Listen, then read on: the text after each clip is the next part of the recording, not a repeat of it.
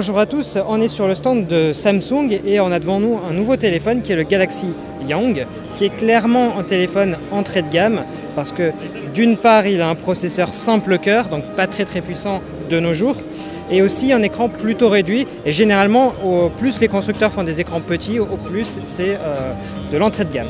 Donc ici on est sur un écran de 3,27 pouces avec une définition HVGA, c'est-à-dire du 320 par 480 pixels.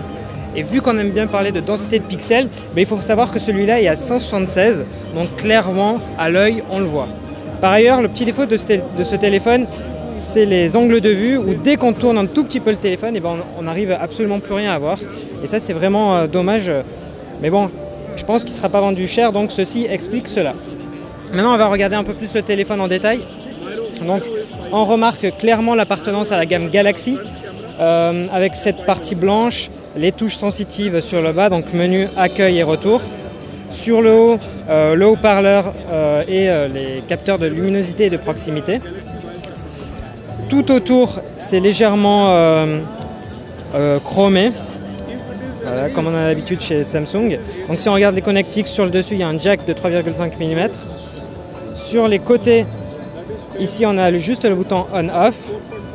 Sur le bas, un micro USB avec un micro. Et de l'autre côté, les touches du volume. Enfin, si on regarde derrière, on est sur du plastique, finition du moins avec glossy. Donc ça attrape forcément les traces de doigts, c'est un peu un dommage. La caméra, elle réalise des clichés en 3 mégapixels. Et à côté, il y a un petit haut-parleur. En parlant de caméra, je vais vous montrer directement la qualité.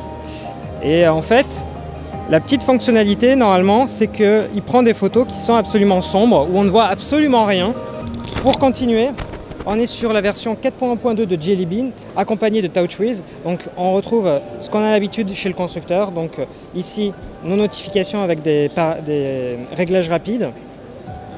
Nos notifications qui se déploient. Alors c'est un peu difficile sur un écran aussi petit.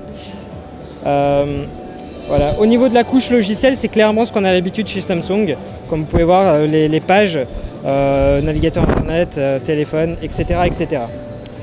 Donc, juste un petit élément. Sur ce téléphone, il y a 4 Go de stockage. Mais ce stockage, il est bien évidemment occupé en grande partie par les applications du système. Et au final, si on regarde bien ici, on a à peu près 1,5 Go de disponible pour l'utilisateur, ce qui est peu.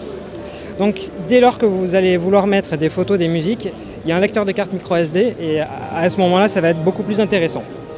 Il faut aussi savoir que ce téléphone sera disponible en version avec une seule ou avec 2 SIM. Donc on ne sait pas bien en France qu'est-ce qui arrivera. En tout cas, une chose est sûre, là où il sera commercialisé, il sera pas cher et au final, on en aura pour notre prix. C'était donc le Galaxy Young sur le stand de Samsung.